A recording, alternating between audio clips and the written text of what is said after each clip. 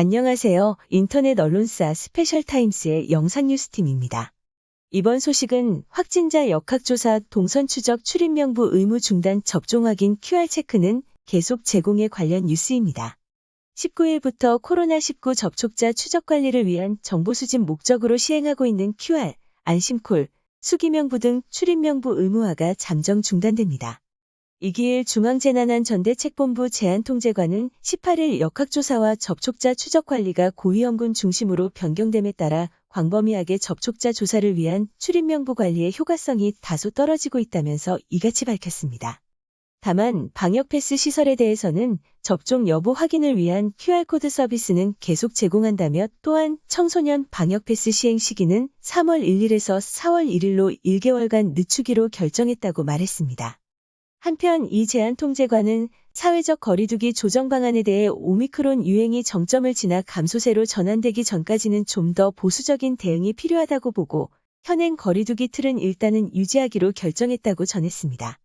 이어 사적 모임 제한 등의 모든 조치는 현행대로 유지하지만 내일부터 모든 시설의 운영시간은 밤 10시로 연장한다면서 이번 거리두기 조정은 오는 19일부터 3월 13일까지 적용한다고 덧붙였습니다.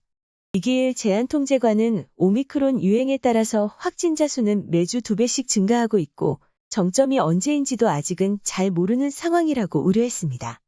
그러나 확진자 규모에 비해서 위중증 환자와 사망자는 낮게 유지되고 있다면서 확진자 규모에 비해서는 낮은 수준이며 증가율도 상당히 둔화되고 있는 추세라고 설명했습니다.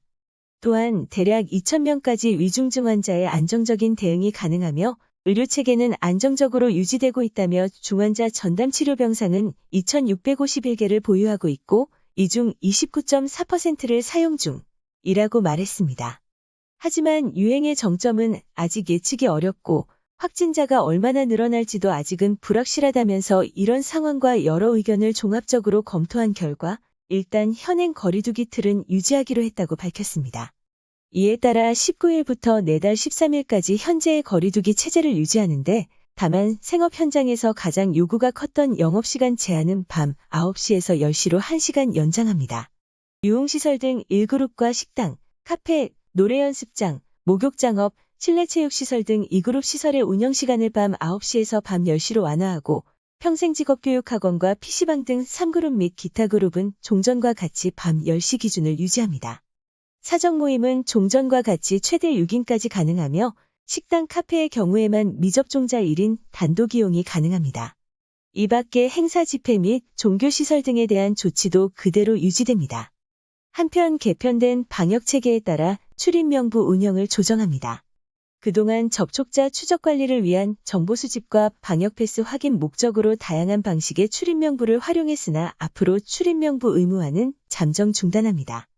다만 방역패스 시설의 경우 시설 관리자 및 이용자의 접종 여부 확인 증명의 편의성을 위해 QR 서비스를 계속 제공하며 따라서 종전과 같이 QR 운영이 가능합니다. 아울러 청소년 방역패스 적용 시기를 당초 3월 1일에서 4월 1일로 조정합니다. 향후 방역패스에 대해서는 현장의 수용성과 방역상황 변화 등을 종합적으로 점검해 적용 범위의 조정 등을 검토할 예정입니다.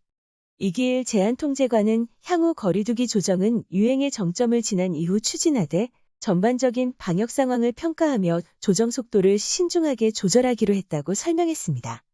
이에 정부는 코로나19가 유행의 정점을 지나 감소세로 전환되고 위중증 및 의료체계 여력 등이 안정적으로 유지될 경우에는 단계적으로 완화할 계획입니다. 또한 조정기간 중이라도 의료체계 붕괴 등 위기 상황 발생이 우려되는 경우 강화 조치를 시행하고 반대로 정점을 지나 감소세로 전환되는 경우 평가를 거쳐 완화 조치를 검토할 방침입니다. 이상 스페셜타임스의 영상뉴스팀이었습니다.